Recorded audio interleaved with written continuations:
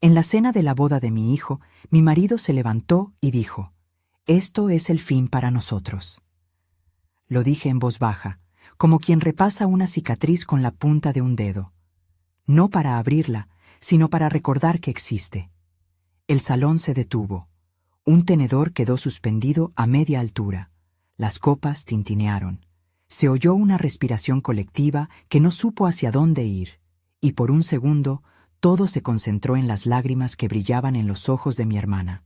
La luz de los candelabros encendía destellos en los platos. El aroma del cobbler de melocotón flotaba en el aire como si el postre mismo estuviera conteniendo la respiración. Y yo sentí con una claridad helada que el mundo se había reducido al pequeño circuito entre la mesa donde estaba sentada y la figura que, de pie, pronunciaba la frase que partiría nuestras vidas.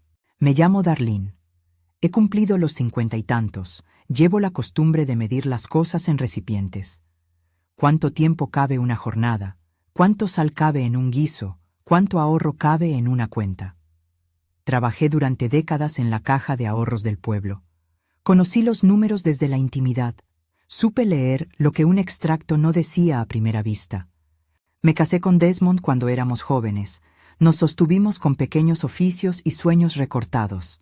Yo quería abrir un catering, que la gente imputara a mi nombre una tarta o un menú que dejara huella. Él quería tener su propio taller. Y de algún modo, entre turnos y noches sin dormir, la vida nos fue colocando en el hueco cómodo de la rutina. Antes de continuar, necesito preguntarte algo sencillo. Si esta historia te toca, si alguna vez has sentido que alguien rompía, poco a poco, lo que construiste, dime en los comentarios de qué ciudad eres. No para comparar heridas, sino para saber que no estoy sola en esto, y que quizá tú también quieras contarlo.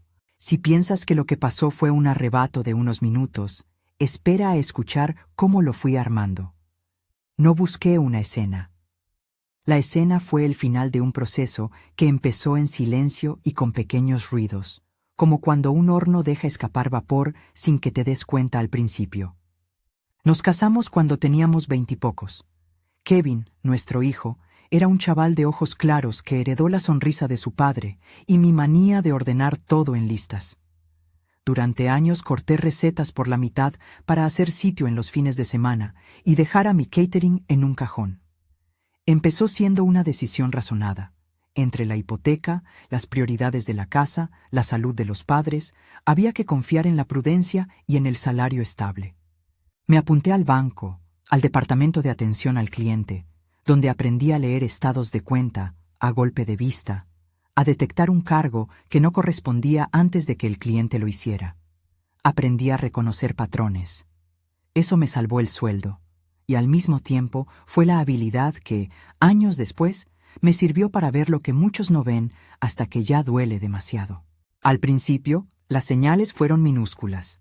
Una cena fuera que no mencionaba, una camisa con olor a perfume que él decía que era del gimnasio, llamadas que cortaba cuando entraba yo en la cocina. Cosas que, si hubieras pedido a cualquier amiga que te las listara hace 30 años, habrían formado el cuadro perfecto de la vida en que las pequeñas faltas se convierten en excusas. No es que me faltara el cariño. Había cariño, pero había algo que se agriaba debajo de la superficie.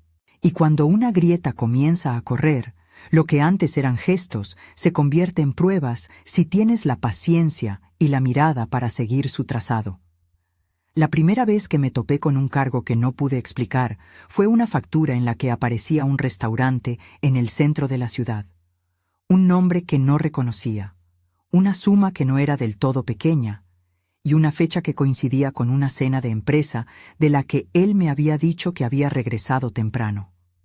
Le pregunté distraídamente. Él sonrió y dijo: «Una cena con compañeros, no te preocupes». Su sonrisa era un mantel que tapaba algo. No era la mentira lo que me inquietó, sino la forma en que se acomodaba, como quien acostumbra un objeto a su lugar y ya no se da cuenta de que ocupa espacio. Porque trabajaba en la caja de ahorros, recibíamos en casa extractos, notificaciones y avisos. Cuando comparas uno con otro, con la costumbre, a veces saltan detalles. Un cargo extraño aquí, una transferencia que no recuerdo haber autorizado allá. Empecé a llevar un cuaderno con anotaciones, fechas, importes, descripciones. No lo hice por espionaje, lo hice por orden. La disciplina era mi modo de mantener la cabeza clara. La distancia entre la sospecha y la certeza tiene que ver con pruebas, no con intuición, y yo no quería que mi intuición fuera la única testigo. Con el tiempo, las piezas encajaron en un patrón. No quisiera llenar esto de tecnicismos, pero conviene que entiendas cómo se formó el rastro. Pequeñas transferencias recurrentes a una cuenta que no estaba a nombre único de mi esposo. Cargos con la misma etiqueta que aparecía en hoteles y restaurantes fuera de la ciudad y, lo que me clavó la primera alarma, movimientos que coincidían con fines de semana en los que él no me avisó de nada. Hablé con compañeros del banco sobre procedimientos, nunca para pedir acceso indebido. Pregunté cómo aparecen los pagos entre cuentas diferentes, cómo se registran las autorizaciones. Mi experiencia me dio las herramientas para reconocer lo que a otros les parecería ruido de fondo. El nombre de la persona apareció, al fin, en pequeños indicios: Patricia. La había visto alguna vez en recepciones de la empresa de Desmond. Era la secretaria, una mujer joven, con la serenidad acartonada de quien aprende pronto a desenvolverse entre hombres de traje. Si me preguntas cómo se siente al ver la foto de alguien que sospechas ha estado jugando a tu lado, te diré que una mezcla fría de incredulidad y determinación. No quería odio, quería claridad. Entonces empecé a atar el hilo financiero. Una cuenta nueva, abierta a nombre de ambos, Desmond y Patricia, según los papeles que tuve la paciencia de conseguir cuando el banco nos envió avisos por error a la dirección antigua. Una serie de transferencias que, acumuladas, sumaban más de $40,000 sacados de nuestras reservas familiares. No pongo el número para escándalo. Lo pongo porque la cifra misma fue la evidencia objetiva que me indicó que no se trataba de un gasto discrecional ni de un capricho pasajero. Era un patrón. Descubrirlo fue como encontrar una receta arruinada. Notas sueltas, ingredientes mal pesados, algo que antes sabía ahogar y que ahora tiene un sabor extraño. No lo conté en la primera noche. Guardé el sobre con las hojas impresas y marqué en mi cuaderno las fechas, los importes, los conceptos. Nadie lo anotó, nadie lo vio. Fue la manera de no convertirme en la protagonista de una escena dramática que me dejara sin control. El control me parecía más útil. Cuando la sospecha se convirtió en certeza, no escogí la vía del escándalo impulsivo. Hubo otras herramientas, la cláusula de fidelidad en nuestro acuerdo prenupcial. Hace años firmamos un documento, lo acordamos como una precaución, que, entre otras cosas, decía que la protección patrimonial pactada quedaría sin efecto en caso de adulterio probado. No sé si fue romanticismo o ingenuidad lo que me llevó entonces a firmar. Pensé que era poner todo sobre la mesa, que sería un seguro mutuo. Nunca imaginé que, más tarde, esa cláusula me serviría como tabla de salvación y como recurso legal. Busqué a Sara, una amiga que ejercía como abogada y que además había estado en mi vida desde que nuestros hijos eran pequeños. Hablé con ella con la claridad de quien expone un problema como si fuera una operación matemática. ¿Qué había, cuánto, dónde y cómo? Sara no hizo promesas. Me explicó posibilidades. Me dijo lo que pudo y lo que no. Me advirtió de los riesgos de una exposición pública y de lo que significaría, legalmente, activar la cláusula. Podemos demostrar si hay transferencias, si hay una cuenta conjunta, si hay pagos que pueden clasificarse como parte de una relación económica entre ustedes dos. Me resumió con esa voz jurídica que, yo lo confieso, me agradó por su orden. No me dijo, harás esto y obtendrás aquello. Me dijo, con precisión, qué pasaría si llevábamos la evidencia a un juzgado y cómo podía influir una figura contractual como la que teníamos.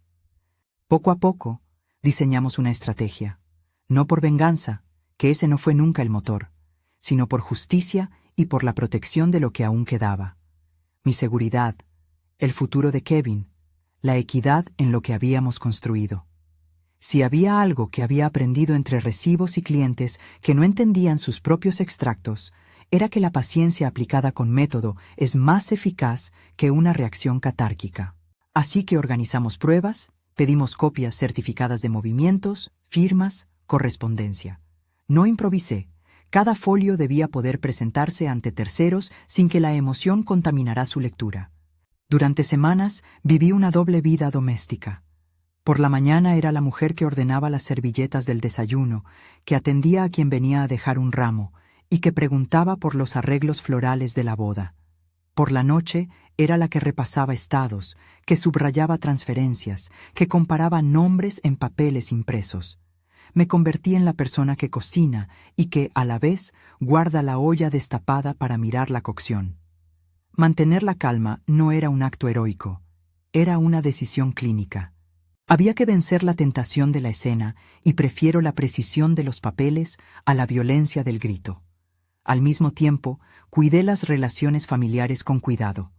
No quise que Kevin notara la guerra que se venía. El día de la boda era suyo, no mío ni de su padre. Pensé en cada gesto. ¿Cómo iba a vestir? ¿Qué decía una madre cuando su hijo atraviesa la mayor felicidad de su vida al casarse? ¿Quién era yo para robarle ese momento?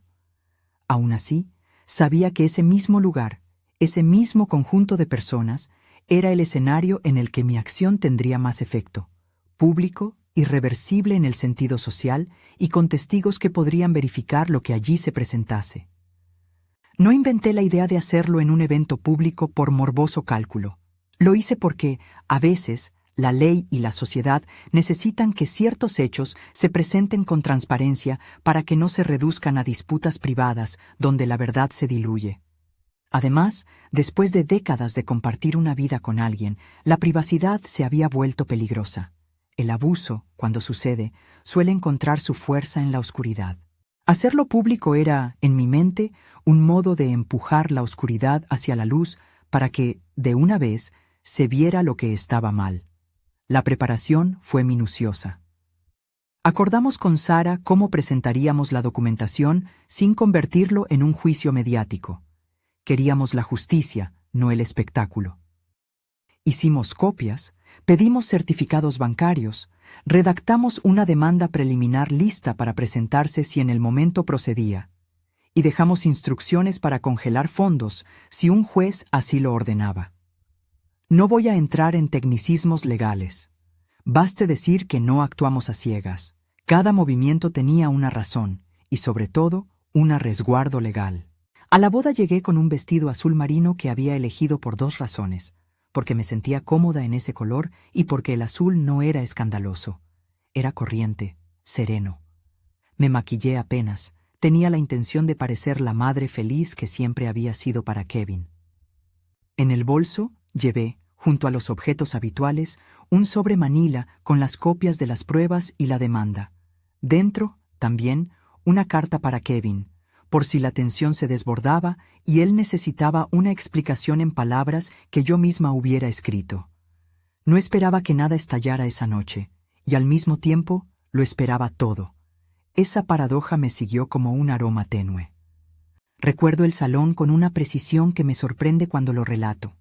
Las mesas con manteles crudos, las flores en tonos suaves, la iluminación que acentuaba las mejillas, la música en un punto exacto entre lo íntimo y lo festivo. La comida, mi debilidad, fue perfecta. El cobbler de melocotón, que yo misma había probado en la prueba de menú semanas atrás, estaba presente en la carta, casi como una broma privada. Había risas, anécdotas, hubo discursos y miradas de orgullo. Mi familia estaba allí. Mi hermana Margaret con el tenedor inmóvil, mi hermano James mirando a su alrededor preocupado, Kevin sonriente junto a Sara, quien, por cierto, estaba a mi lado vestida de manera discreta, lista para lo que fuese necesario. Patricia también estaba en la sala, sentada a pocas mesas de nosotros, con una postura que intentaba pasar por naturalidad. Su risa, no lo recordarás, tenía siempre ese pequeño tic que delataba tensión. Durante las semanas anteriores había calculado varias posibilidades. Si Desmond negaba, necesitábamos testigos. Si fabricaba coartadas, necesitábamos documentos. Si intentaba minimizar, Necesitábamos testigos externos que confirmaran los movimientos bancarios. Sara y yo habíamos previsto respuestas y también habíamos hablado de consecuencias prácticas. ¿Qué pasaría con la casa, con las cuentas? ¿Qué le diría a Kevin si todo se volvía un huracán? Pero en el fondo, lo que más me importaba era no perder la dignidad en el proceso. No quería gritos que me dejaran sin aliento, ni poses que parecieran búsqueda de venganza. La dignidad, pensé, era algo que me pertenecía independientemente de lo que él hiciera. A medida que avanzaban los brindis, sentí la tensión pulular bajo la superficie. Desmond me lanzaba miradas que no se parecían a las de antes, miradas como si alguien intentara recordar la dirección de una casa donde ya no vive. En más de una ocasión pensé en levantarme y marcharme. Parte de mí quería salvar el momento de Kevin. Parte de mí comprendía que, si yo no actuaba, quedaría un hueco de impunidad y eso sería peor para todos. ¿Qué pesa más? ¿La felicidad de un día o la honestidad que sostiene el resto de la vida? Esa fue la pregunta que me acompañó hasta el último instante. La conversación con Sara se redujo, en la última hora antes de entrar al salón, a palabras susurradas. Respiras, miras, entregas. Me lo dijo como quien da una receta final. 3 pasos para que el resultado no se estropee en el horno. Yo asentí, como si estuviera confirmando una técnica culinaria aprendida a fuerza de práctica.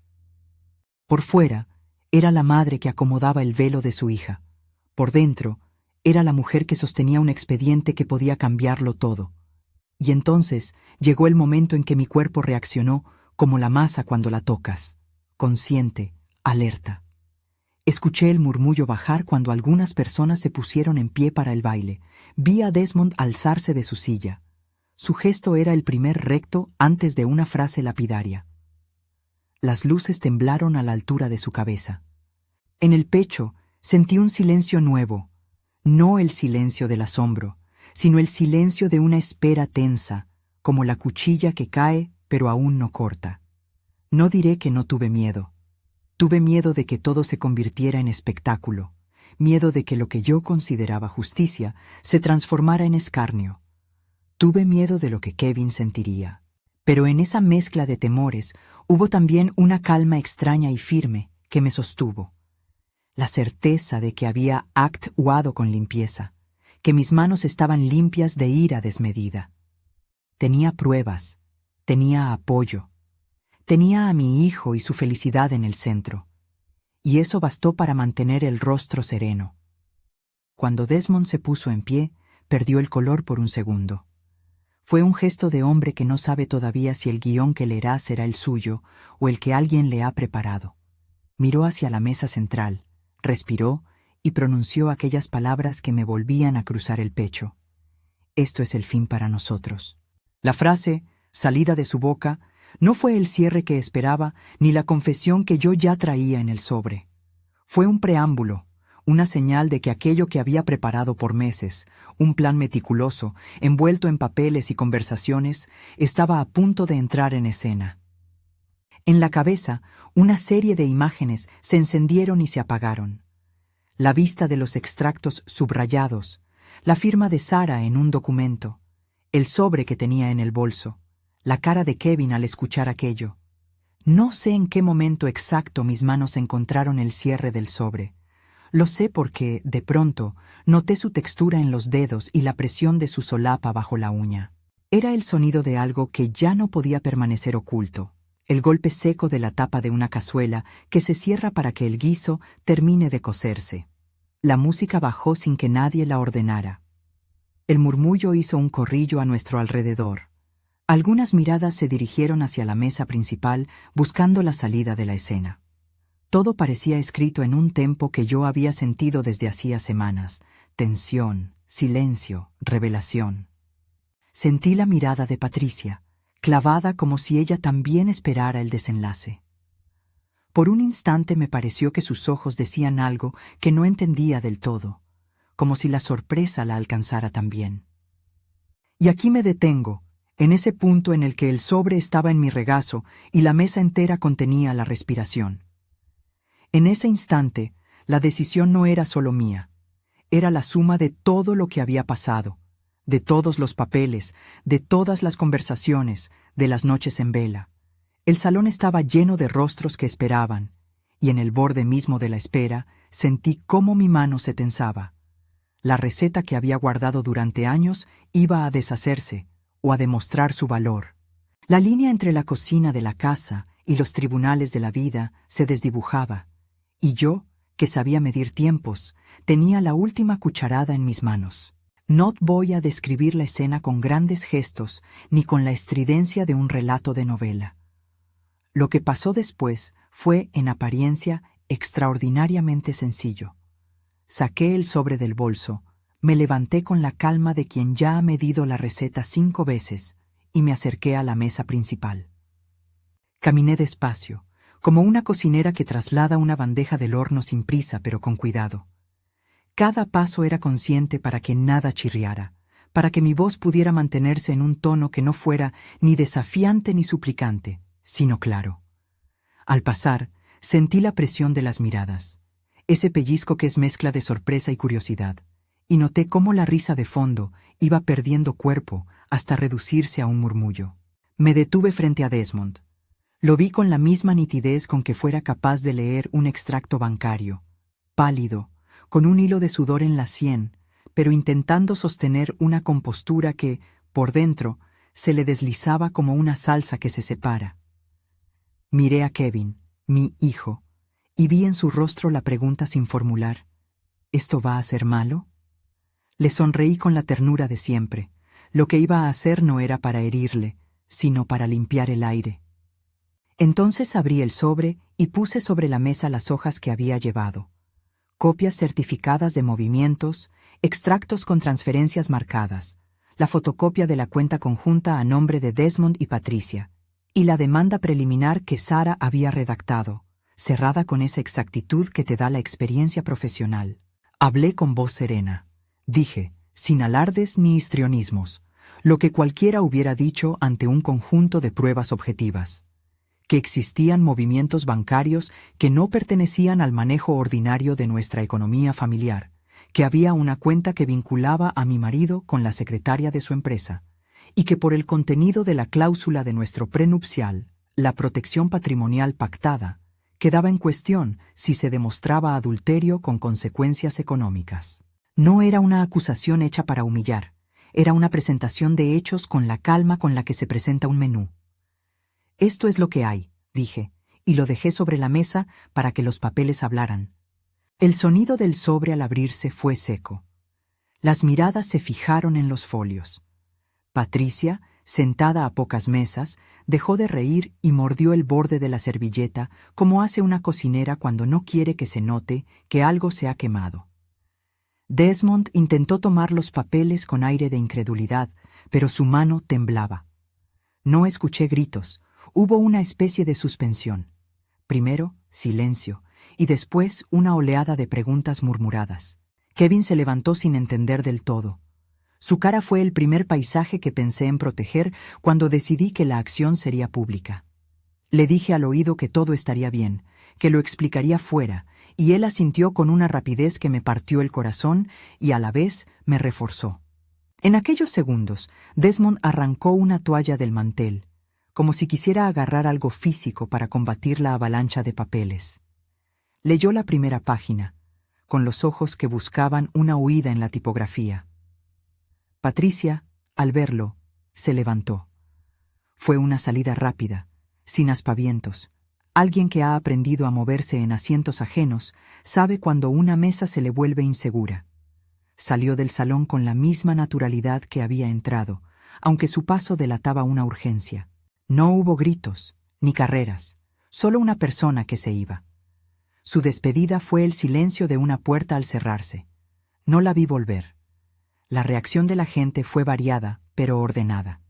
Algunos murmullaban, otros, sorprendidos, se llevaron las manos al rostro. Margaret dejó el tenedor y me agarró la muñeca. En la mirada de mi hermana vi la mezcla de cariño y el afán de protegerme. James, que no es hombre de muchas palabras, inclinó la cabeza como quien hace la cuenta mental de lo que eso iba a suponer. Sara, que había estado a mi lado sin llamar la atención, dio un paso adelante, y con una voz que no intentó imponerse, explicó a quien preguntaba que esos documentos podían ser verificados y que si procedía, se pediría inmediata intervención judicial para asegurar los fondos. No hizo promesas, solo ordenó el proceso como quien se limita a seguir una receta que conoce. Desmond intentó negar al principio. Lo hizo a la manera de quien aún cree que una leyenda puede sostenerse con palabras. «No sé de qué habláis», dijo, pero su voz se quebró en la primera frase. A veces los negadores son niños que repiten una historia aprendida pensando que la repetición la convierte en verdad. La gente escuchaba, pero las hojas en la mesa eran más elocuentes que su defensa.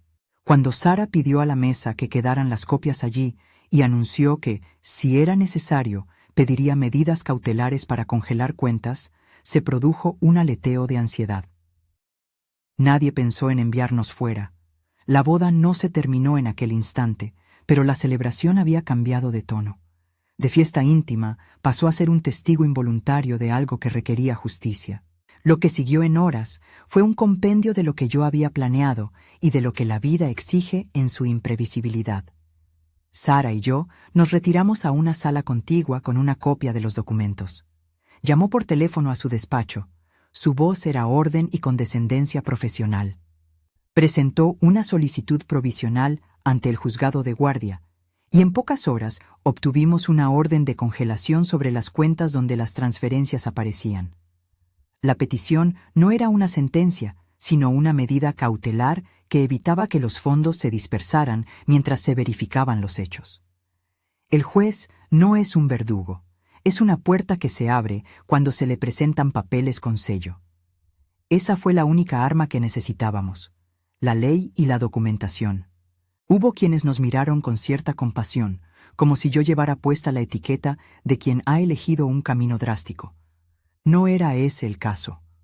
Para mí, aquellos papeles eran la culminación de una estrategia que, al final, no buscaba destruir a nadie, sino proteger lo que estaba en riesgo. No me sentí victoriosa en el sentido que imagina el imaginario popular. Lo que sentí fue alivio. Por primera vez en meses, la verdad tenía un contorno legal. En la sala, mientras la boda se desmoronaba en un equilibrio extraño, Desmond se sentó y dejó que la cabeza se le cayera hacia el pecho como un fruto maduro que ya no sostiene su propio tallo. Lo que los espectadores no siempre comprenden es que la justicia no siempre llega de forma espectacular. Muchas veces es lenta, alimentada por pequeños gestos de orden y por la paciencia. Tras la orden de congelación, vinieron semanas en las que la vida prosaica volvió a imponerse. Llamadas al banco, más papeles, audiencias preliminares. Algunos parientes al principio no supieron cómo posicionarse. Hay familias que se desdoblan entre la lealtad y la vergüenza. Kevin, a pesar del desconcierto, estuvo a mi lado de una manera que no esperaba. Con la discreción de quien entiende que el amor a los padres no exige simpatía por todas sus decisiones, sino respeto por la búsqueda de la verdad. Me abrazó una noche en la cocina, cuando ya todo parecía más manejable, y me dijo, «Mamá, hiciste lo que tenías que hacer». Y esa frase fue, para mí, un condimento que dio sabor a todo. Las semanas siguientes trajeron lo que la ley suele traer cuando se enfrenta a pruebas claras: negociaciones, posibles acuerdos y, finalmente, la activación de la cláusula prenatal que nosotros habíamos firmado años atrás.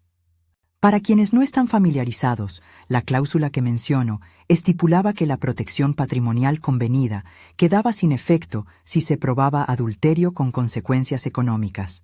En esencia, si la relación fuera responsable de una desviación de fondos o de una conducta que perjudicara el patrimonio común.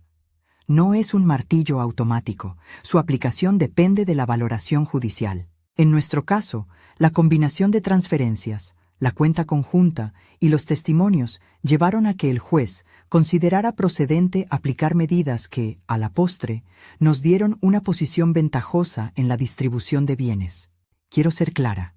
No es que la ley se pronuncie con venganza, sino que existe un marco que permite restituir o proteger lo que está en riesgo.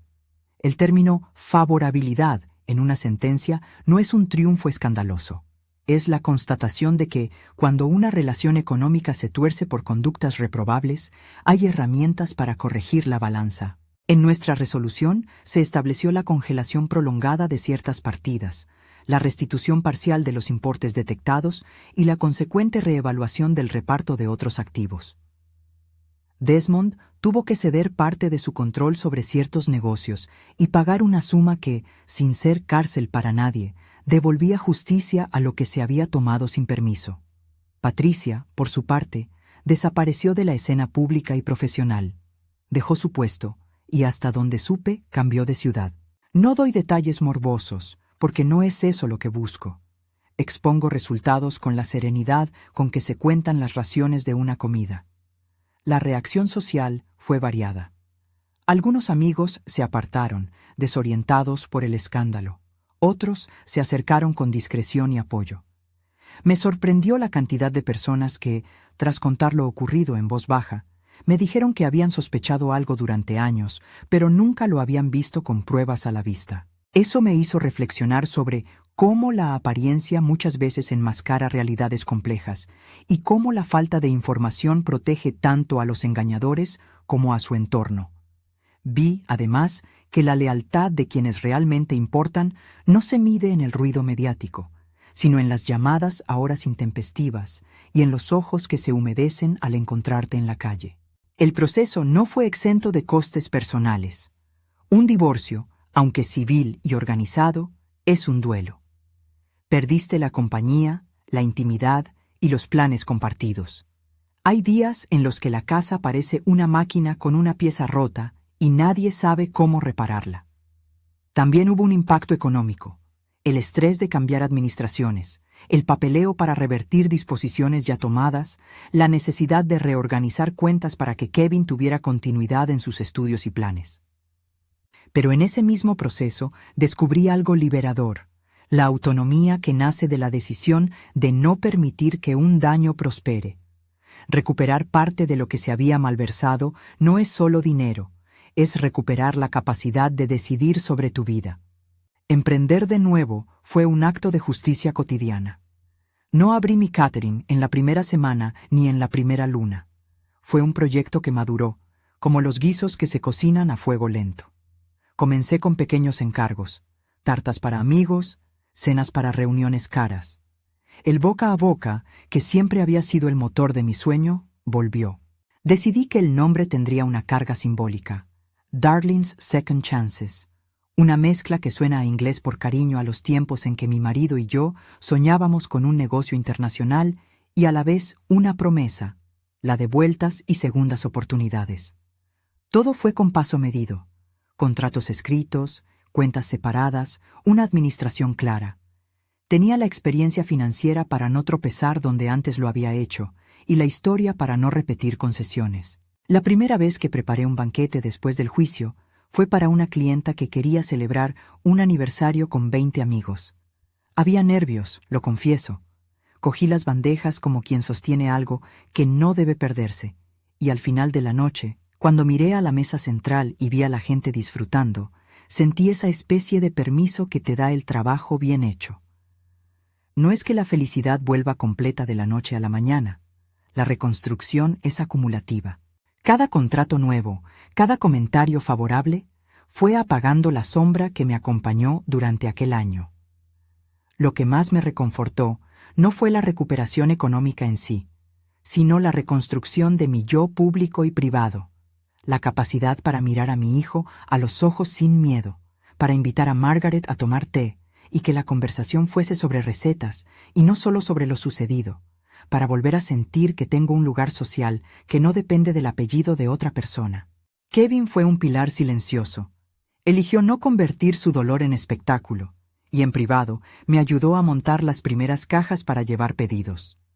Su apoyo práctico me dijo más que cualquier manifiesto público. Hay algo que aprendí en todo esto, y que tal vez sea lo que más me gustaría que alguien escuchara. La importancia de la estrategia. No hablo de planes fríos ni de cálculos con rabia. Me refiero a la capacidad de ordenar hechos, documentar lo que parece rumor y usar las herramientas legales disponibles con prudencia. La paciencia que utilicé No fue sumisión, fue metodología. A veces la ira nos empuja a actos que en apariencia otorgan una satisfacción inmediata, pero que a la larga dejan efectos dañinos. Otras veces, la calma nos permite transformar una injusticia en una reparación proporcional. No quiero glorificar la espera ni convertir mi historia en una receta aplicable a todos los casos. Cada situación es distinta, pero puedo decir, con honestidad, que la contención acompañada de acción legal y de documentación rigurosa fue, para mí, la diferencia entre sentirme derrotada y recuperar el control. También aprendí que la dignidad se conserva incluso cuando expones hechos en público. No quise convertir la boda en un ajusticiamiento. No grité ni humillé. Presenté documentos, pedí que la ley actuara y dejé que los hechos hablaran. Al final, eso permitió que mi yo no quedara reducido a la furia de un momento. Me permitió seguir siendo madre, hermana, amiga y emprendedora. La dignidad no es silencio ante la injusticia, es la forma en que te das voz sin renunciar al respeto. En los meses que siguieron, hubo reconciliaciones y distancias. Algunas amistades volvieron con cautela, otras se perdieron. Kevin y yo tuvimos largas conversaciones sobre límites y confianza. Sara, que no solo fue mi abogada sino mi amiga, se convirtió en la persona que más entendió las horas de insomnio y los pequeños triunfos de cada día. Margaret recuperó la risa.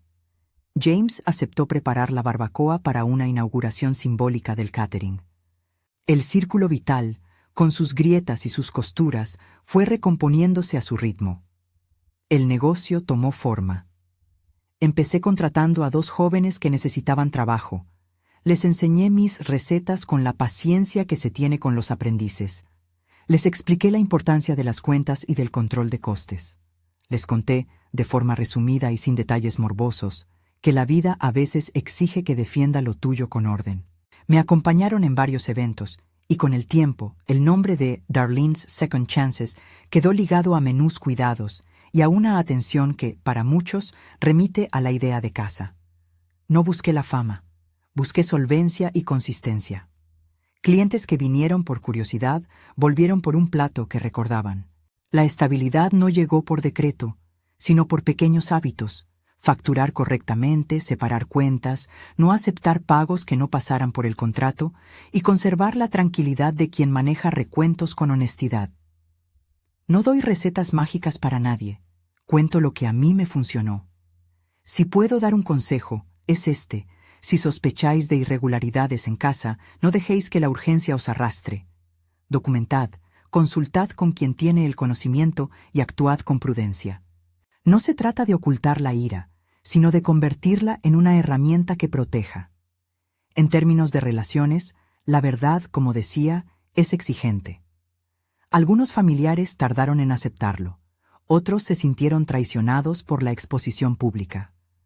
Comprendí que mis acciones podían causar dolor, y lo sentí con la humanidad de quien sabe que el bien común a veces exige quebrar silencios que otros preferirían mantener. Hablé mucho con Kevin, le expliqué por qué elegí aquel camino y por qué lo hice en un día que por derecho era suyo.